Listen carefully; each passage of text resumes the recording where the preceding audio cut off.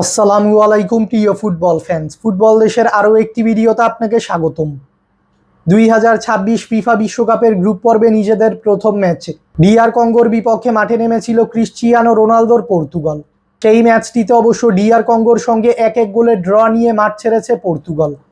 মূলত ডিআর কঙ্গোর বিপক্ষের সেই ম্যাচটির পর এবার 2026 ফিফা বিশ্বকাপে নিজেদের দ্বিতীয় ম্যাচ খেলতে মাঠে নামছে কোচ রবার্তো মার্টিনেজের শিষ্যরা, যেখানে এবারের বিশ্বকাপের গ্রুপ পর্বে নিজেদের দ্বিতীয় ম্যাচে এবার উজবেকিস্তানের বিপক্ষে মাঠে নামবে ক্রিশ্চিয়ানো রোনালদোর দল পর্তুগাল বনাম উজবেকিস্তানের মধ্যকার এই বিশ্বকাপের গ্রুপ পর্বের ম্যাচটি খেলা হবে যুক্তরাষ্ট্রের হিউস্টন স্টেডিয়ামে এবং এই ম্যাচটি অনুষ্ঠিত হবে বাংলাদেশ সময় অনুযায়ী আগামী 23 জুন মঙ্গলবার রাত 11টায়।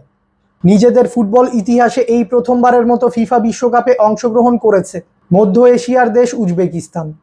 অপরদিকে এই নিয়ে নভেম্বরের মতো ফিফা বিশ্বকাপের মূল আসরে খেলছে ইউরোপের দেশ পর্তুগাল।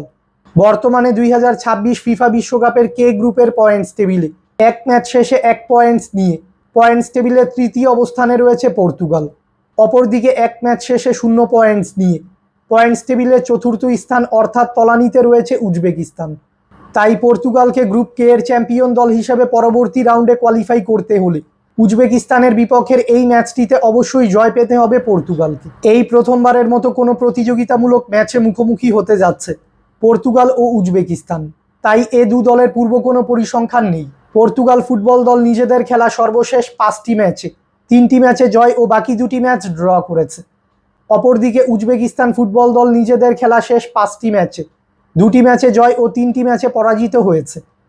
তাই সাম্প্রতিক ফর্ম বিবেচনায় এ ম্যাচে উজবেকিস্তান থেকে অনেকটাই এগিয়ে থাকবে পর্তুগাল। ভক্তদের পর্তুগাল ও উজবেকিস্তানের মধ্যকার এই ম্যাচটি টিভিতে সরাসরি দেখতে হলে চোখ রাখতে হবে স্ক্রিনে দেখানো এই টিভি চ্যানেলগুলোতে। পর্তুগাল বনাম উজবেকিস্তানের মধ্যকার এই ম্যাচে কোন দল জয়লাভ করবে আপনার প্রেডিকশনটি আমাদের কমেন্টে জানাবেন। ফুটবলের সকল নিউজ এবং আপডেটস পেতে আমাদের চ্যানেলটি সাবস্ক্রাইব করবেন এবং আমাদের সাথেই থাকবেন। ধন্যবাদ।